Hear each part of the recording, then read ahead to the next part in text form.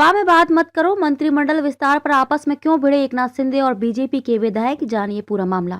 महाराष्ट्र की सियासत में इन दिनों कब क्या हो जाएगा, कौन सा नेता क्या बयान देगा, कुछ भी कहना और समझना मुश्किल हो चुका है। महाविकास अघाड़ी की तरह ही शिंदे फडणवीस सरकार में शामिल एकनाथ शिंदे गुट और बीजेपी नेताओं के बीच में भी खटपट, अनबन समेत एक दूसरे को झूठा और नीचा दिखाने की हरकतें सामने आ रही हैं। इसका सबसे ताजा उदाहरण है एकनाथ शिंदे गुट के विधायक संजय सिरसाट का वह दावा, जिसमें उन्होंने शनिवार को ये कहा था कि जनवरी के इसी महीने में 20 से 22 तारीख के बीच एकनाथ शिंदे सरकार के मंत्रिमंडल का विस्तार होगा। सिरसाट के इस दावे से बीजेपी समेत शिंदे गुट और सहयोगी दलों के नेताओं के बीच में खुशी की लहर थी।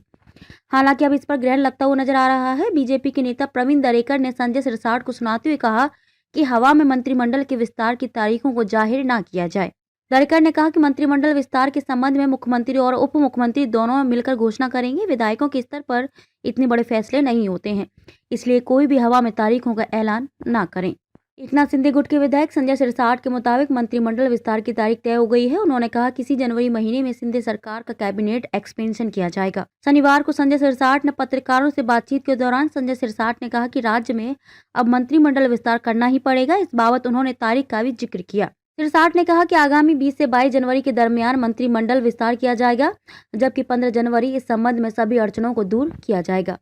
इस दौरान संजय सिरसाट ने उद्धव ठाकरे गुट पर भी जमकर निशाना साधा था। उन्होंने कहा कि आने वाले 8 से 10 दिनों में उद्धव ठाकरे गुट के बचे हुए विधायक भी शिंदे गुट में शामिल हो जाएंगे। संजय राउत पर निशाना साधते हुए सिरसाट ने कहा कि उद्धव ठाकरे गुट का जो लाउड स्पीकर है, उसकी वजह से पूरी शिवसेना खाली हो जाएगी। भविष्य में चुनाव लड़ना है या नहीं, यह सवाल उद्धव ठाकरे के सामने पैदा हो जाएगा।